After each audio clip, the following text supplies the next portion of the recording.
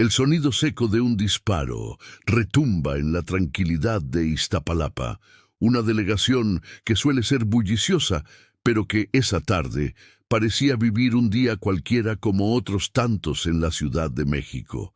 El ruido inesperado rompió la rutina, dejando un silencio pesado entre los puestos de fruta y los camiones que pasaban lentamente. Jorge, un hombre negro de pasos firmes y ojos atentos, apenas alcanzó a entender lo que sucedía cuando el dolor lo atraviesa como una descarga eléctrica. Por un momento, el mundo se detuvo para él. Las voces del mercado, el ladrido distante de un perro, el murmullo de la gente, todo desapareció en el instante en que notó la sangre calentando y dibujando un camino rojo en el pavimento. Cruzó su mirada con la de Miguel, el policía de piel clara que todavía sostenía la pistola, con la cara endurecida y fría, casi como si hubiera olvidado que acababa de disparar a un hombre. Nadie esperaba que algo así ocurriera en un día soleado, cuando la gente solo pensaba en regresar a casa y ver la televisión. Pero ahí estaban ambos, atrapados en esa ráfaga de segundos que se hicieron eternos. Jorge no soltó ni una palabra. En lugar de gritar o pedir ayuda, simplemente miró a Miguel buscando algo imposible de explicar. Quizás una disculpa, una señal de que todo era un error, pero no encontró nada en esos ojos. El celular de Jorge, que hasta hace poco vibraba, con algún mensaje de su madre, cayó de su mano, rebotando una vez en el asfalto antes de quedarse ahí, silencioso, como si también quedara en shock por lo que acababa de pasar. Para quienes miraban, ese pequeño objeto brillante se volvió un símbolo de pérdida y de lo injusto que puede ser el mundo. Fue en ese instante largo y cargado de tensión cuando la fuerza de Jorge comenzó a diluirse. Sentía el peso del dolor, la confusión y el miedo desmoronándolo poco a poco. No pensaba en el hospital, en la ambulancia, ni siquiera en su familia, solo en cómo todo su futuro, cada plan, cada meta, cada domingo de comida con sus amigos, empezaba a disiparse, dejando en su lugar un sentimiento de duelo permanente. Miguel quedó parado en medio de la calle, como congelado. Su pistola todavía echaba un poco de humo, y por un segundo parecía que no sabía si debía guardarla o soltarla. Los gritos de un par de transeúntes lo alcanzaron, pero él apenas podía oírlos. Sentía el corazón golpeando tan fuerte que temía que todos los demás también lo escucharan. La idea de poder, de estar al mando de la situación, se desvaneció, tan rápido como llegó. Lo invadió un frío por dentro, una sensación que no tenía nada que ver con el clima de la tarde ni con el sudor que le mojaba la frente. Al principio pensó que controlaba lo que estaba pasando. Creía que sus años en la policía y sus entrenamientos le daban la fuerza para enfrentar cualquier cosa, pero ahora no encontraba consuelo en nada de eso. Un segundo antes de todo eso, Jorge manejaba por Calzada Ermita, disfrutando unos minutos de silencio en su coche, satisfecho también porque finalmente había terminado una de esas semanas eternas en la consultoría donde trabajaba. Ponía música bajita, sentía el fresco del aire acondicionado y por un momento pensó en pedir unos tacos antes de llegar a su departamento en la colonia Portales. Nunca sospechó que aquella tarde, en medio del tráfico, su vida cambiaría radicalmente por un simple encuentro con la policía, un momento que cualquier capitalino ha vivido alguna vez sin mayores complicaciones. Todo comenzó con una patrulla colocándose detrás de su coche, las sirenas encendidas y el llamado típico para que se detuviera a la orilla. Jorge pensó que era solo una revisión de rutina, una de esas molestias del día a día. Sacó su cartera y su licencia, pensando ya en lo tarde que era y en cómo ese retraso le significaría perder el final del programa que le gustaba. La escena, tan común, pasó a algo irreconocible en segundos, y todo por el pequeño detalle de ser quien era. Su cara, su color de piel, su aspecto distinto a lo que la mayoría espera ver al volante de un auto nuevo. Miguel, por su parte, todavía con el arma en la mano, luchaba con el torbellino de emociones que ahora lo estaban aplastando. Lo que antes era autoridad, ahora era miedo y remordimiento. Cada segundo que pasaba, la conciencia del desastre que había provocado se hacía más y más pesada, como si una montaña entera le cayera encima. No era posible volver atrás, y ni siquiera el uniforme que siempre le dio seguridad podía protegerlo de lo que acababa de ocurrir. Era una tarde diferente para Jorge, aunque él no lo supiera todavía. Esa mañana se había levantado entusiasmado, porque iba a ver a su mamá después de casi 2 semanas sin visitarla. Aunque el trabajo en la consultoría era exigente y la ciudad siempre ofrecía algún pretexto para posponer los reencuentros, finalmente decidió hacer un espacio para compartir un rato con ella. De camino pensó en pasar a la panadería de Sandra, la amiga de su mamá que horneaba los pasteles que a ambas les fascinaban desde siempre. Eligió un pastel de vainilla, uno de esos sencillos pero que saben a familia, y lo colocó con cuidado en el asiento del copiloto antes de seguir su ruta por las calles arboladas de Iztapalapa. Mientras manejaba, Jorge se dejaba llevar por recuerdos alegres, cumpleaños pasados, tardes enteras conversando con su mamá en la sala, las risas compartidas y hasta las pequeñas discusiones que terminaban en abrazos. Sentía que, por fin, tendría una pausa tranquila, lejos del estrés de entregas y juntas interminables. Bajó al menos un par de veces la ventana para dejar entrar el aire fresco. Notó que el barrio se veía más bonito ahora, con los jacarandas en flor y los vecinos regando los jardines. Todo le parecía familiar y seguro, como si nada malo pudiera ocurrir ahí. Sin embargo, esa sensación de confort desapareció. Apenas notó que una patrulla estaba detrás de él desde hacía varias cuadras. Al principio no le dio importancia, pero luego miró por el espejo retrovisor y se inquietó con el rostro tenso del policía blanco, Miguel, observándolo con esa mirada que no deja espacio para preguntas.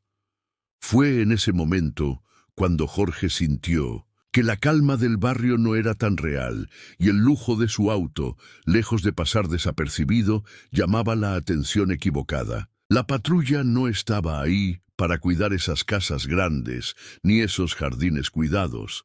Esa tarde parecía buscar algo que confirmara sus propios prejuicios. Miguel, acostumbrado a patrullar esa zona donde todo debía lucir perfecto, desconfiaba de la presencia de un hombre negro conduciendo un coche elegante entre esas mansiones. Por dentro, una chispa de sospecha se encendió sin razón clara, y esas dudas crecieron hasta convertirse en excusa para cambiar su ruta diaria por una persecución injusta. Así, el entorno de riqueza se volvió escenario de un conflicto que nadie esperaba, y las pequeñas alegrías de Jorge se perdieron entre el miedo y la confusión que ya se sentían en el aire. Faltando solo algunas cuadras para llegar a casa de su mamá, Jorge sintió cómo la patrulla aceleraba hasta colocarse justo a la par de su auto. En ese momento, los destellos rojos y azules de las luces comenzaron a iluminarlo todo, transformando en segundos la cotidianidad del barrio en un escenario tenso y desconocido. No había cometido ni una infracción, ni siquiera acelerado de más. Todo le pareció absurdo, pero no tenía opción. Buscó con precaución un lugar seguro para orillarse, esperando evitar cualquier otra complicación innecesaria. Miguel descendió de la patrulla con paso firme y rostro cerrado, como si ya hubiera decidido que Jorge merecía un trato hostil. Ni siquiera intentó una explicación. Apenas golpeó suavemente la ventanilla y exigió documentos en tono áspero, saltándose cualquier formalidad. Identificación y papeles del coche, ya. Fue lo único que dijo, sin mirar el pastel ni notar la sonrisa nerviosa que Jorge intentó ofrecerle. Era evidente que el protocolo, del que tanto se habla en los cursos de la policía, esta vez no existía. Lo único presente en ese minuto era una tensión densa, un ambiente cargado de desconfianza. Jorge, por su parte, no desconocía el procedimiento. Había pasado por revisiones de rutina antes, y por su trabajo estaba más que acostumbrado a tratar con todo tipo de autoridades. A pesar de la incomodidad, respondió tranquilo y cortés. Sacó su cartera despacio, mostró su identificación y colocó los papeles sobre el tablero, cuidando cada movimiento para evitar malentendidos. Sabía que en situaciones así la calma era lo mejor, aunque por dentro sentía el pulso acelerado. Sin embargo, la actitud de Miguel dejó claro que la cortesía de Jorge solo provocaba más rechazo. No importó que respondiera con educación ni que cooperara en todo. Miguel revisó los documentos con desdén, apenas echando un vistazo, como si esperara encontrar algo fuera de lugar o, tal vez, solo buscara justificar la molestia. Ese peso invisible de la discriminación lo llenaba todo. La equidad y la justicia parecían ideas lejanas frente al prejuicio evidente que marcaba esa escena. A cada pregunta y respuesta, la posibilidad de un desenlace justo se hacía más pequeña, y el peligro de la arbitrariedad crecía, sin importar lo que Jorge hiciera o dijera. En ese cruce, en el que la vida de Jorge y Miguel se entrelazaba por razones tan injustas, la tensión fue creciendo con cada segundo. Miguel, sin ninguna prueba ni justificación, empezó a formular preguntas cada vez más absurdas. ¿Por qué vienes a este barrio? ¿De verdad este auto es tuyo? ¿A dónde vas? Soltaba una tras otra, con una mirada dura que no buscaba respuestas sinceras, sino una razón para seguir sospechando. El ambiente se volvía más denso y algunos de los vecinos, al percatarse de lo que ocurría, observaban de lejos con curiosidad o simple temor, como si supieran que meterse sería riesgoso. Jorge, sintiendo una mezcla de impotencia y cansancio, respiró hondo para mantener la calma. No era la primera vez que se enfrentaba a una situación así, pero nunca había sentido que la hostilidad fuera tan marcada. Habló de forma clara y paciente, describiendo el motivo de su visita. Vengo a ver a mi mamá, vive aquí cerca. Incluso le traje un pastel de la panadería de Sandra, la de la avenida principal. Mostró los documentos una vez más, explicó con detalles la dirección a la que se dirigía y hasta señaló el pastel envuelto en la caja que descansaba en el asiento. Pero en lugar de bajar la tensión, cada palabra que decía parecía enojar más a Miguel. El policía interpretaba cada aclaración de Jorge como un desafío, como si ser honesto fuera, en sí mismo, una provocación. Los gestos tranquilos de Jorge, lejos de tranquilizar a Miguel, solo alimentaban la sensación de que su autoridad estaba siendo cuestionada. En su interior, Miguel sentía que debía demostrar control, aunque para ello pisoteara cualquier rastro de justicia. Jorge, aún tratando de no perder la compostura, respondió las acusaciones con la misma paciencia de siempre, repitiendo su motivo de estar ahí. Sabía que cualquier movimiento brusco podía ser malinterpretado y agravar la situación. Se aferró a esa disciplina aprendida en el trabajo y en la vida, convencido de que ceder al enojo solo empeoraría todo. Sin embargo, sentía cómo la atmósfera era cada vez más irrespirable y cómo, pase lo que pase, salir de ahí ileso ya no dependía solo de él, sino del ánimo volátil de un policía empeñado en ver culpabilidad donde no la había. La situación se volvía insostenible, y al percibir que nada de lo que hacía cambiaba la actitud del policía, Jorge pensó que quizás sería mejor cooperar aún más. Tal vez así la cosa no pasaría a mayores y todo terminaría pronto. Pero Miguel, sintiéndose incómodo y casi ofendido ante la calma de Jorge, decidió aumentar la presión. Levantó la voz y ordenó: «Bájate del auto ahora mismo». Su tono no dejó lugar a dudas, y la amenaza latía en cada palabra como si estuviera buscando una excusa para hacer sentir su peso. El corazón de Jorge latía tan rápido que por un momento pensó que iba a desmayarse. De todas las veces que lo habían parado en la calle por cualquier tontería, ninguna se parecía a esta. Entendió que negar esa orden o quedarse sentado solo empeoraría las cosas. Tomó aire y, queriendo protegerse, salió con las manos bien visibles, mostrando una tranquilidad forzada que apenas podía disimular el miedo. Miró directo a Miguel, intentando transmitir que no tenía nada que esconder. Solo esperaba que el mensaje llegara antes que cualquier suposición equivocada. Pero Miguel, lejos de calmarse, aprovechó la oportunidad para rebajar aún más a Jorge. «A ver, da la vuelta despacio, manos sobre el cofre.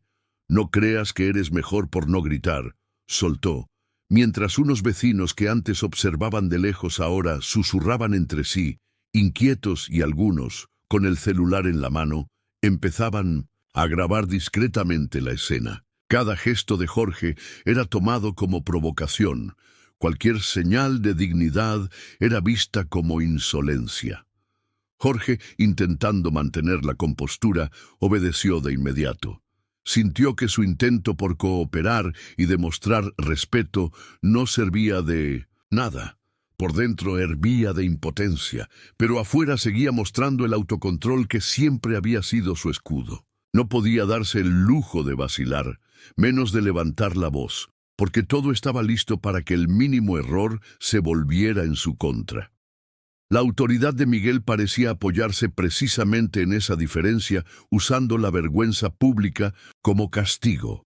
En medio de todo, el pastel en la caja se convirtió en símbolo de un día arruinado y de cómo la dignidad de las personas puede ser pisoteada por la costumbre de mandar y desconfiar sin motivo, dejando claro que a veces la cooperación solo sirve de pretexto para humillar aún más.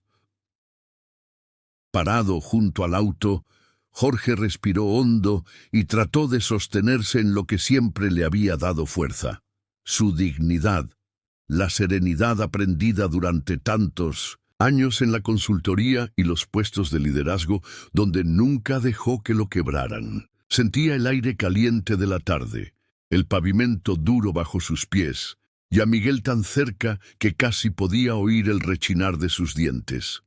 En ese instante, con el corazón latiéndole fuerte pero la voz firme, Jorge decidió no ceder más terreno ante la injusticia. Lo miró de frente y, sin perder el control, levantó la voz lo suficiente para que los vecinos y los que ahora grababan desde la banqueta pudieran escuchar. «Exijo respeto. Esto que está pasando no es legal, no tiene razón de ser. Usted me está deteniendo solo por cómo me veo, y eso es discriminación. No vine aquí a robar ni a causar problemas. Solo quiero visitar a mi madre, como cualquier hijo. Lo que está haciendo es abuso, y no pienso quedarme callado». El efecto fue como aceite, ardiendo en la piel de Miguel. Le ardía escuchar ese reclamo público, aún más porque algunas personas empezaban a murmurar y el brillo de los celulares encendidos se multiplicaba.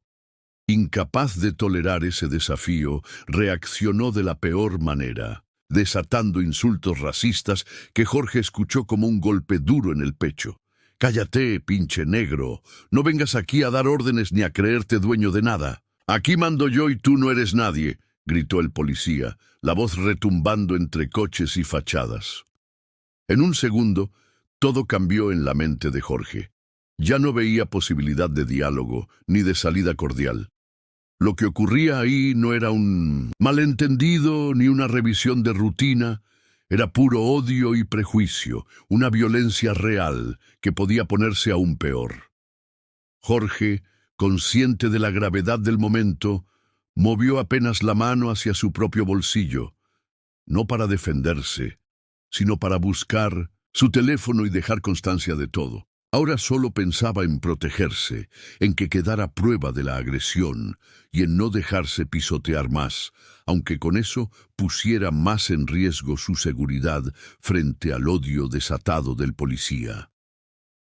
Jorge, con las manos temblando apenas, metió la mano al bolsillo de su pantalón buscando su celular, como haría cualquiera que quisiera grabar una injusticia o tener prueba de lo que estaba sucediendo. Ni siquiera pensó demasiado en los riesgos, solo quería dejar registro, asegurarse de que si algo pasaba, quedara constancia para su mamá, para sus compañeros, para cualquiera que algún día escuchara su historia. Miguel, que apenas podía contener la mezcla de rabia y miedo, vio ese simple movimiento con otros ojos. Para él, eso fue la señal que necesitaba, la justificación que buscaba desde hacía rato para cruzar el último límite. Gritó un «¡Quieto!» que se hundió en el aire, pero ni siquiera esperó a que Jorge se detuviera o explicara. Sacó su arma casi sin pensar, dominado por la adrenalina y el prejuicio. Ese instante, que parecía eterno para los que miraban desde la banqueta, duró apenas un suspiro. El disparo retumbó en la calle como un trueno seco. Fue tan rápido y brutal que quienes estaban por ahí apenas distinguieron el momento en que la vida de Jorge cambió para siempre.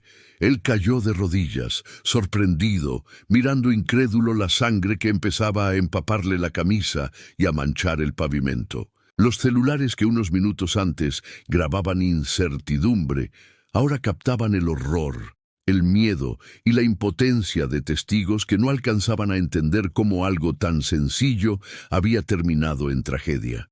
Alrededor, el silencio de la conmoción fue reemplazado en segundos por gritos de rabia y llanto.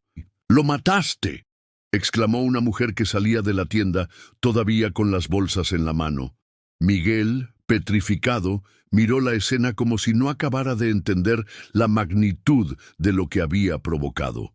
Por unos instantes, todo el poder, el uniforme y la autoridad desaparecieron frente a la realidad sangrienta que ocupaba el centro de la acera. Así terminó, de manera absurda y atroz, toda una vida de esfuerzo, respeto y sueños. Jorge, el hijo que solo iba camino a ver a su madre y compartir un pastel, quedó tendido en el frío cemento, mientras la incredulidad y la rabia marcaban para siempre ese rincón de Iztapalapa. La vida en las calles de Iztapalapa siempre fue ruidosa, pero había una tranquilidad especial en ese tramo, una rutina que apenas se veía alterada más que por el bullicio de los comerciantes. Sin embargo, el sonido seco y fuerte del disparo rompió ese ambiente común. Ventanas se abrieron de golpe y varias cortinas se movieron con sobresaltos, dejando ver rostros asustados y ojos buscando respuestas en medio del caos repentino que nadie esperaba ver ese día. El eco del disparo todavía flotaba en el aire cuando los primeros vecinos empezaron a marcar el 1 por 1 al 911, algunos gritando que dispararon a un hombre justo afuera de la panadería, sin saber si debían acercarse o resguardarse. Pronto, los automóviles se detuvieron. La gente que iba de paso se acercó al escucharlo todo y, en pocos minutos, la calle se volvió un lugar donde se mezclaban la curiosidad y el miedo. No solo llegaron paramédicos y patrullas, sino también una multitud de vecinos, empujados por el horror, la indignación y la incertidumbre. El cuerpo de Jorge seguía tendido, y la caja con el pastel estaba aplastada a unos pasos de él, mientras el charco rojo crecía cerca de la banqueta, marcando la gravedad de lo ocurrido. Miguel, en medio de esa escena, Luchaba por mantener el control de la situación. Sin perder tiempo, se acercó a la radio de la patrulla y comenzó a reportar con voz nerviosa lo que decía haber pasado. Un sujeto se comportó de manera agresiva y alcancé a notar que buscaba un arma. Por eso disparé, repitió varias veces, transformando los hechos en una historia desesperada por tapar el error y el miedo. Su versión, sin embargo, no convencía a muchos. Los celulares seguían grabando y no pocos testigos murmuraban entre ellos, recordando lo ocurrido. Sabían que Jorge nunca se mostró violento y que, en realidad, solo buscaba defenderse de un trato injusto. Entre las sirenas de la ambulancia que ya llegaba y los gritos de quienes insistían en que todo quedó en cámara, se empezó a sentir que la mentira de Miguel no duraría mucho. El horror de ese día, nacido en segundos, ya era imposible de ocultar y había sacudido hasta los cimientos a una comunidad acostumbrada a mirar a otro lado, pero incapaz de ignorar lo innegable cuando la injusticia cae tan cerca.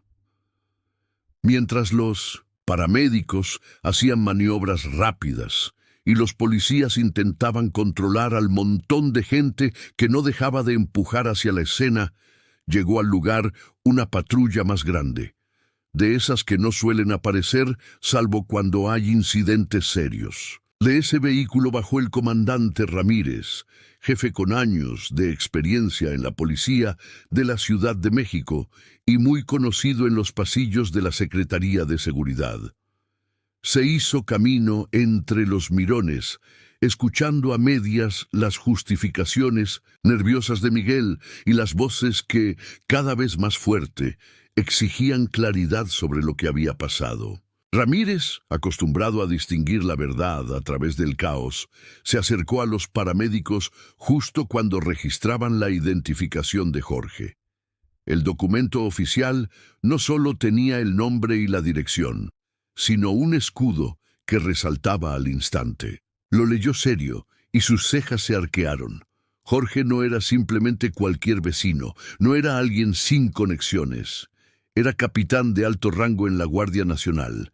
Trabajaba directamente en el centro histórico y coordinaba operativos de alto impacto incluso en la mismísima Secretaría de Gobernación. El corazón de Ramírez dio un vuelco al captar la magnitud de la situación.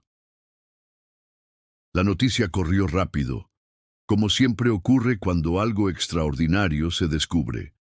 Los policías de la patrulla, los paramédicos y hasta algunos curiosos alcanzaron a escuchar los murmullos que repetían: era jefe, era capitán, no era cualquier persona. En un abrir y cerrar de ojos, la atmósfera cambió por completo.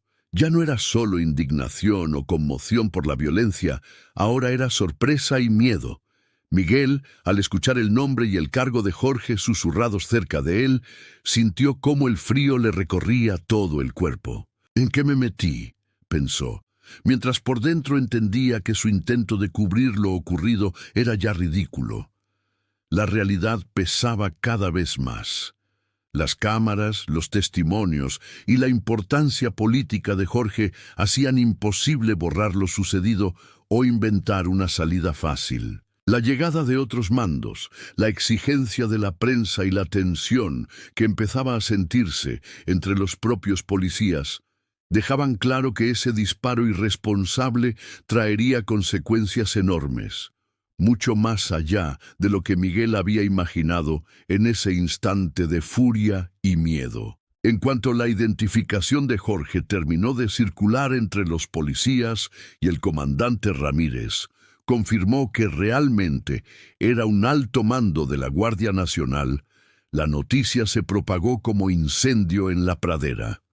Los radios de la policía no paraban de sonar. Cada canal tenía a alguien queriendo información extra o confirmación oficial. No pasaron ni 10 minutos antes de que las oficinas centrales ya estuvieran al tanto, y desde la Secretaría de Seguridad llamaron de inmediato, en un tono que nunca se había sentido tan urgente. Mandos de mayor jerarquía exigían informes, completos, no solo para saber lo básico, sino para prepararse para el inevitable escándalo. A esas alturas, las redes sociales también comenzaban a inundarse de videos y mensajes, con miles de personas en Twitter y Facebook preguntando qué hacía un comandante de la Guardia Nacional tirado en la calle, por qué un policía le había disparado y quién iba a responder por semejante abuso. El nombre de Jorge ya era tendencia junto con el nombre del barrio, de la ciudad y de la policía local. Las primeras notas de reporteros se mezclaban con fragmentos de grabaciones tomadas por testigos, todos sumando presión a quienes intentaban tapar la gravedad de los hechos. Ramírez, normalmente un hombre con nervios de acero, sintió que la responsabilidad era mucho más grande de lo que podía manejar en una tarde cualquiera. Jefes de la Secretaría de Gobernación llamaban cada 5 minutos. Querían saber el estado de Jorge, tener los detalles del operativo y exigir que nadie manipulara la escena ni desapareciera evidencias. La indignación era tan grande que hasta funcionarios de alto nivel pedían resultados inmediatos, nada menos que la cabeza del responsable y transparencia absoluta en el proceso, sin pretextos ni evasivas. Mientras tanto, en el Hospital General de Iztapalapa, el cuerpo de Jorge peleaba contra las heridas mientras su nombre y su historia se volvían de conocimiento nacional. Médicos corrían por los pasillos intentando estabilizarlo, y afuera ya había reporteros, cámaras y familiares, todos angustiados por las noticias que llegaban como ráfagas. El drama, que había empezado como un problema de rutina en la calle, ya era asunto de gobierno, política y sociedad. Nada ni nadie mantenía el control total, y las consecuencias apenas comenzaban a tomar vida propia, jalando a todos los involucrados hacia una crisis que rápidamente desbordaría cualquier intento de silencio o encubrimiento. Afuera del Hospital General de Iztapalapa, familiares, amigos y compañeros de Jorge seguían reunidos, aferrados a la esperanza de que las noticias cambiaran en cualquier momento. Las horas se hicieron eternas. Varios agentes de la Guardia Nacional llegaron para resguardar el área, mostrando respeto y apoyo, mientras la madre de Jorge apenas podía sostenerse en una de las sillas de la sala de espera. Dentro, el equipo médico no dejó de intentar todo lo que estaba a su alcance.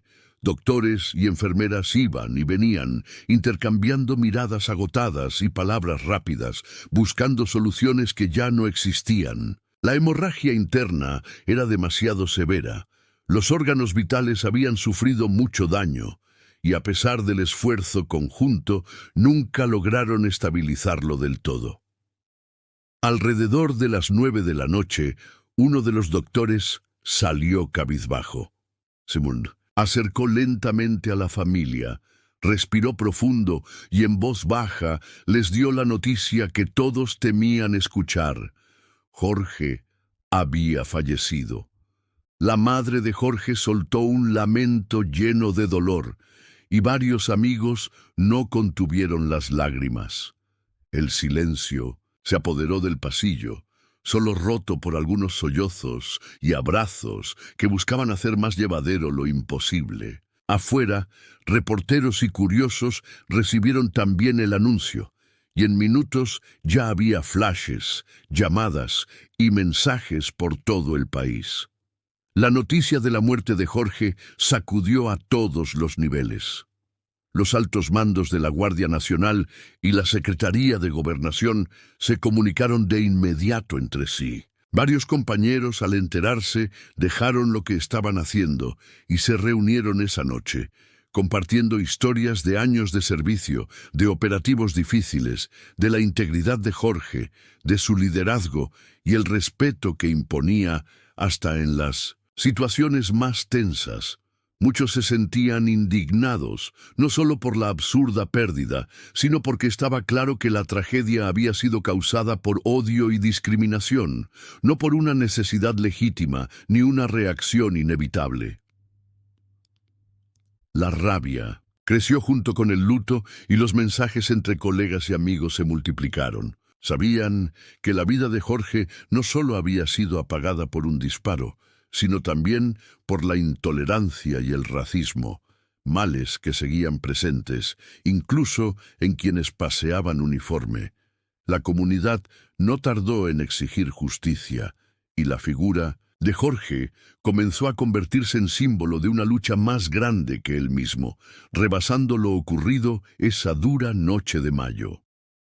Entre los pasillos apagados de la Secretaría de Gobernación, la noticia de la muerte de Jorge cayó como una losa pesada. No había rincón en todo el edificio donde no se escucharan susurros o discusiones tensas sobre lo ocurrido la noche anterior.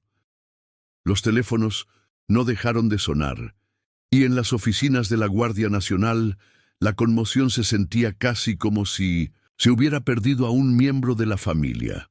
Rápidamente se organizaron reuniones de emergencia con todos los mandos altos y medios. La cita no podía esperar. La indignación era evidente tanto en los rostros como en el tono de voz del personal, que se debatía entre el dolor y la furia. Al centro de esas reuniones estaba la comandante Teresa, quien llevaba más de 30 años sirviendo al país. Había visto de todo en su carrera, desde operativos difíciles en estados fronterizos hasta crisis en la capital, pero nada la había dejado tan quebrada como esta noticia. Sentía que la nación le había dado la espalda a Jorge y, por consecuencia, a todos quienes habían confiado en sus instituciones. Más allá del uniforme, Teresa sentía que no solo fue traicionado Jorge, fue traicionada la convicción de que las reglas y el respeto valían para todos. Su voz se escuchó firme cuando pidió la palabra. No vamos a quedarnos callados ni aceptar ningún encubrimiento. Jorge era uno de los nuestros y merece justicia, así le cueste a quien le cueste. Fue ese sentimiento compartido el que transformó la indignación en un propósito claro. No tardaron en salir comunicados oficiales, cartas públicas y pronunciamientos. En redes, todo firmado y respaldado por la Guardia Nacional. Las exigencias eran directas: investigación transparente, responsables juzgados, castigos sin privilegios. Nadie aceptaría esta vez que el caso terminara en el olvido o se diluyera como tantos otros. Grupos de abogados de la Secretaría de Gobernación se involucraron de inmediato, contactando a jueces y legisladores, haciendo evidente que la presión vendría desde arriba, con fuerza suficiente para atravesar cualquier muro de impunidad. A lo largo del día, la imagen de Jorge apareció en todas las reuniones. Para Teresa y sus compañeros, su memoria era razón y bandera. Así, dentro de la institución, se tejieron alianzas y se delineó un plan. Ya no solo exigían justicia, estaban decididos a conseguirla, mostrando a la sociedad que ningún uniforme, poder o excusa podría tapar la verdad esta vez. La reacción de la Guardia Nacional no tardó en sentirse en todos los rincones del país. Su demanda de justicia rápidamente se convirtió en una ola que alcanzó oficinas de gobernadores, alcaldes y hasta a los diputados federales, que empezaron a recibir llamadas y mensajes con órdenes claras. Nada de proteger a responsables ni permitir que el asunto terminara en carpetazo. Teresa, respaldada por los mandos más altos, personalmente llamó a conocidos importantes en el Congreso y en la Suprema Corte, mientras abogados y voceros repartían comunicados de prensa subrayando que cualquier intento de opacidad sería enfrentado con todas las herramientas legales y presión social disponibles. El caso dejó de ser solo una tragedia particular. Ahora era la imagen de un país entero exigiendo que la verdad se mantuviera por encima de los intereses y excusas. La atención mediática no estaba lejos de ese ambiente. La Ciudad de México y especialmente la colonia donde todo comenzó, empezaron a aparecer en noticieros y debates nacionales. Reporteros, activistas y organizaciones ciudadanas abarrotaban los alrededores del Ministerio Público, preguntando cada 10 minutos por avances, y recordando en sus notas quién era Jorge y cómo su historia reflejaba problemas más profundos. Nadie quería dejar el caso en el olvido, ni permitir que el miedo o la costumbre hicieran a un lado las voces de quienes pedían castigo claro y justo. En medio del caos, el jefe de policía local, el comandante Luis, sintió el peso de una decisión que no había previsto en sus años de carrera. Sabía que proteger a Miguel significaba arriesgar la única fuente de confianza que la ciudad todavía tenía en su institución. Muchos compañeros lo buscaban para pedirle apoyo, pero otros, conscientes del tamaño del escándalo, sugerían que era el momento de suspender a Miguel y poner el caso totalmente en manos de la Fiscalía Federal. Luis pasó buena parte de la noche encerrado en su oficina, revisando las notas en la televisión y los informes en su escritorio, todo mientras recibía llamadas de superiores y de otros jefes de policía que le aconsejaban ser pragmático. Sacrificar a uno podría salvar la imagen de todos. La encrucijada estaba marcada. Cada paso sería observado no solo por los habitantes de la ciudad, sino por todo el país. Al final, el peso de la opinión pública, la presión de la Guardia Nacional y la mirada atenta de la prensa dejaron claro que cualquier error, ahora más que nunca, sería imposible de ocultar. Era el momento de elegir entre la complicidad y la transparencia, y el destino de la policía local pendía en esa balanza tan frágil. Las investigaciones, ahora bajo una vigilancia estricta y con la presión de todos los reflectores puestos encima, tomaron un ritmo que nunca antes se había visto en la ciudad. Los peritos del Ministerio Público y de la Fiscalía Federal recopilaron testimonios, pruebas balísticas y grabaciones de teléfonos.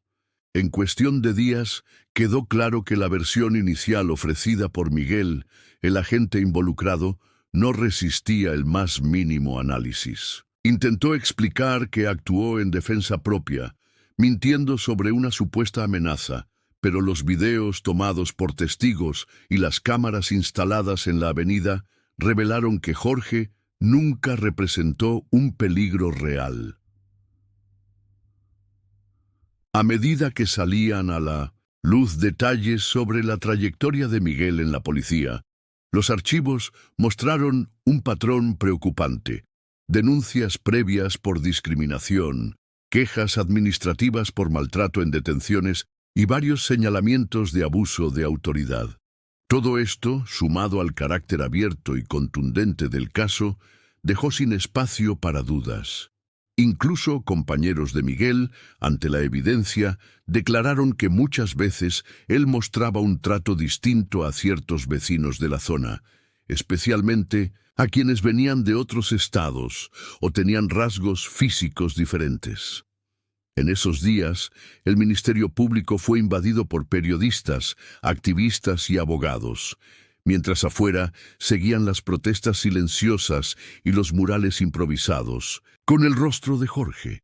El promotor encargado, el licenciado Ernesto, vio en la importancia del caso una oportunidad única para destacar su propio nombre. No había día sin entrevistas donde él prometiera una investigación imparcial y entre pasillos de la Fiscalía repetía a sus colegas que este proceso no debía dejar dudas ni lugares para impunidad. Sentía el peso de la sociedad observando en cada paso, además de la obligación moral de hacer justicia real.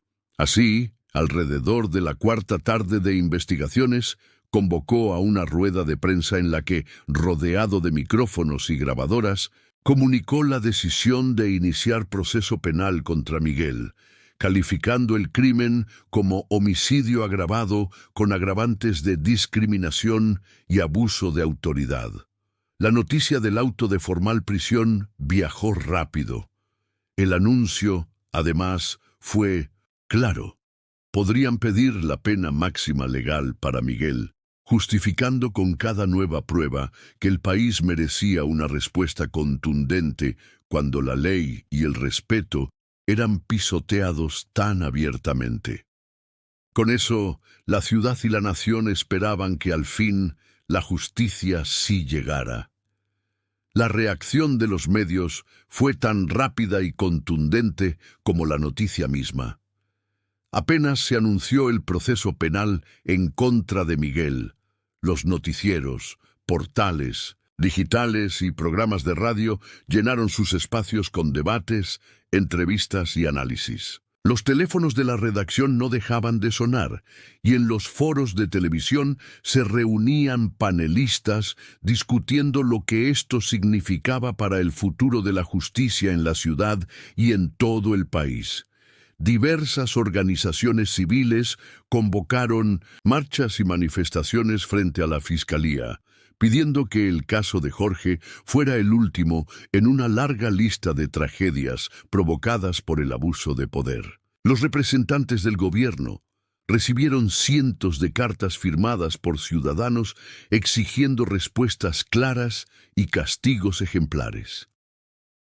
En medio de este torbellino mediático y social, Lucía, la viuda de Jorge, comenzó a ser reconocida en los medios. Ella no buscó protagonismo, pero palabras suyas, pronunciadas con calma y serenidad en la puerta del hospital y luego en entrevistas breves, germinaron un sentimiento compartido de indignación y esperanza. Lucía decía que, aunque su dolor era profundamente personal, entendía que el clamor por justicia trascendía a Jorge. Su llamado era sencillo y directo: pedir un cambio real, de esos que van más allá de sentencias y promesas, que busquen corregir fallas profundas en el sistema y evitar que más familias sufran lo mismo. El día del funeral fue un verdadero acto colectivo. Se realizó en un cementerio grande de Iztapalapa y asistieron no solo familiares y amigos, sino también altos mandos de la Guardia Nacional, funcionarios de la Ciudad de México y miembros de organizaciones de derechos humanos. Algunos llegaron con coronas y ofrendas modestas, otros simplemente para hacer acto de presencia y mostrar respeto. La ceremonia fue breve, marcada por un silencio profundo, solo interrumpido por los sollozos de algunos, y la voz baja de Lucía, quien puso en palabras el sentimiento general al recordar que la herida que llevaba no era solo de ella, sino de muchas otras personas que habían perdido a alguien por la intolerancia y la impunidad. Sus palabras, transmitidas en vivo por televisión y compartidas miles de veces en Internet, tocaron fibras sensibles en todo el país. Ese día, el nombre de Jorge se convirtió en símbolo de una lucha común, y la memoria colectiva comenzó a abanderar la exigencia de justicia, ya no únicamente por él, sino por todos aquellos a los que la violencia les arrebató su historia. El juicio contra Miguel fue, desde el inicio, mucho más que un proceso legal habitual.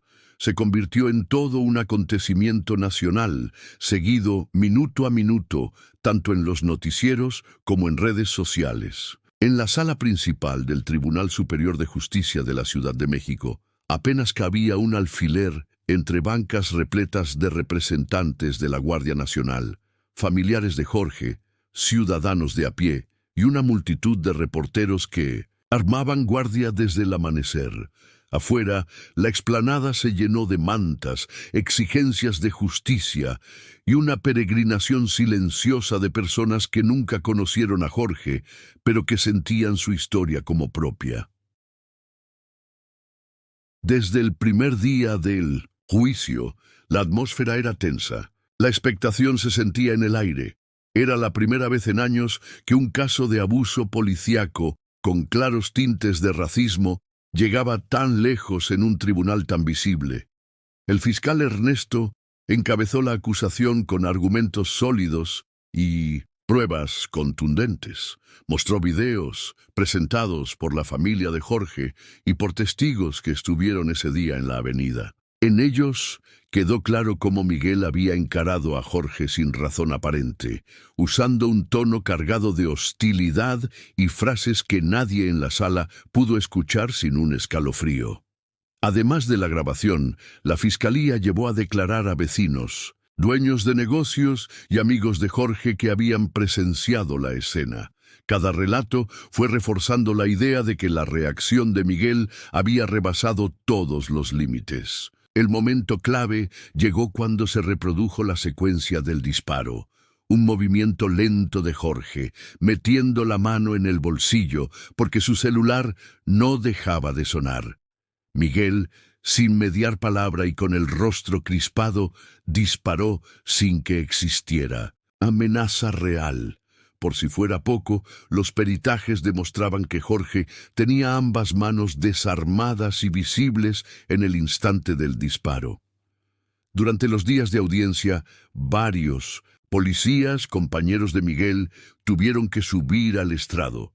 Sus testimonios, algunos dados con voz temblorosa, revelaron una verdad que mucho tiempo se había callado dentro de las corporaciones: la existencia de miedo y presión por romper el silencio.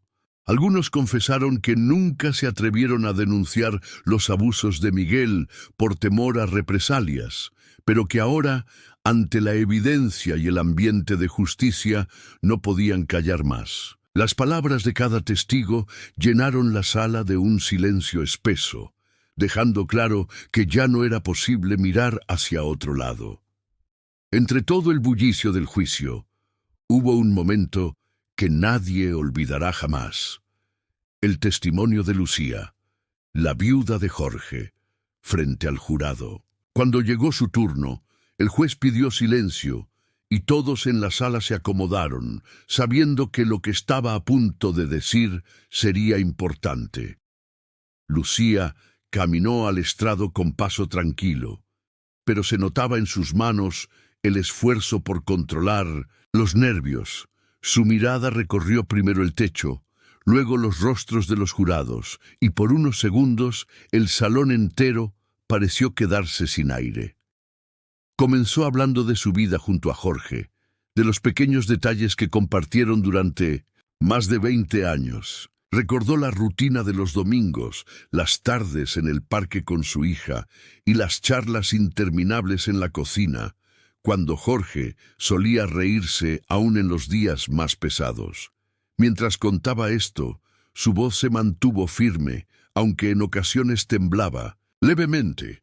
No buscó culpabilizar ni dramatizar, sino compartir quién era realmente la persona que habían perdido. En algún instante, mencionó cómo Jorge nunca había sentido miedo en su propio barrio y cómo esa confianza le fue arrebatada en apenas unos segundos.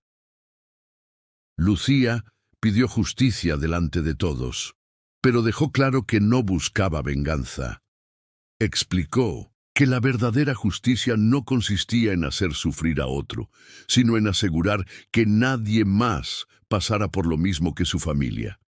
Sus palabras calaron hondo en toda la sala, logrando que incluso algunos miembros de la prensa dejaran de teclear por un rato para escuchar de verdad. Cuando terminó su relato, Lucía soltó un suspiro y bajó del estrado, recibiendo un silencioso respeto de cada persona presente. A pesar de los intentos de la defensa de Miguel, que trató de justificar la reacción de su cliente, apelando al miedo y confusión de ese día, los argumentos sonaron débiles y forzados. Decían que Miguel actuó bajo presión y en circunstancias difíciles, pero la secuencia de pruebas y el retrato de Jorge, dibujado con palabras tan humanas por Lucía, volvían insostenible esa versión. El jurado, más allá de los detalles legales, escuchó el dolor y comprendió la importancia de distinguir entre un error y un acto marcado por el prejuicio. Así, al final de esa jornada, la sensación en el tribunal era clara. El destino de Miguel más allá de cualquier tecnicismo, estaba atado al peso de la verdad y al reclamo social de una justicia real. Nadie dudaba ya de cuál sería el desenlace. Los días de deliberación del jurado se sintieron eternos para todos los que seguían el juicio. La sala estaba en constante movimiento. Abogados repasando documentos, periodistas transmitiendo en vivo desde la acera y ciudadanos reunidos afuera. Algunos recostados en las escalinatas del tribunal, otros organizando cadenas de oración por Jorge y su familia. Cada hora que pasaba aumentaba la tensión en el aire, aunque nadie se atrevía a decirlo en voz alta. Finalmente, después de intensos debates a puerta cerrada, el jurado regresó a la sala. El juez, con el rostro serio y la voz baja pero firme, pidió silencio y anunció que había llegado el momento de conocer la decisión final. Uno de los representantes del jurado se levantó, papel en mano, y con palabras pausadas leyó el veredicto. Miguel es declarado culpable de homicidio doloso, con agravante de odio racial. De inmediato, una ola de reacciones cruzó la sala. Algunas personas lloraron, otras se abrazaron, y hubo quien simplemente bajó la cabeza sin poder contener la emoción. Para la familia de Jorge era un respiro entre tanto dolor. Para otros, el veredicto significaba un cambio, una señal de que la justicia en México podía, a veces, vencer la costumbre del encubrimiento. Con el veredicto histórico declarado, llegó la fase que todos sabían sería igual de difícil, la determinación de la sentencia. El juez debía decidir entre una cadena perpetua, que en México implica pasar el resto de la vida tras las rejas, o la pena máxima permitida en algunos estados para crímenes con agravantes, especialmente los motivados por el odio. La sala volvió a llenarse de murmullos y tensión. Ernesto, el fiscal, subió una vez más al estrado y con voz clara exigió la máxima severidad, argumentando que sólo así se enviaría la señal correcta a la sociedad. Dijo que este no era un caso aislado, sino el reflejo de una herida profunda que debía cerrarse con una sentencia ejemplar. Por su parte, la defensa imploró clemencia. Argumentaron que Miguel estaba bajo presión y que una vida destruida no remediaba otra. Pidieron que se consideraran los años de servicio y los posibles remordimientos. Pero la gravedad del delito pesaba como una sombra en el recinto y todo el país estaba atento. La decisión sería dura, de esas que dividen opiniones pero marcan un antes y un después en la historia. El juez tomó unos minutos antes de pronunciar la sentencia, observando a todos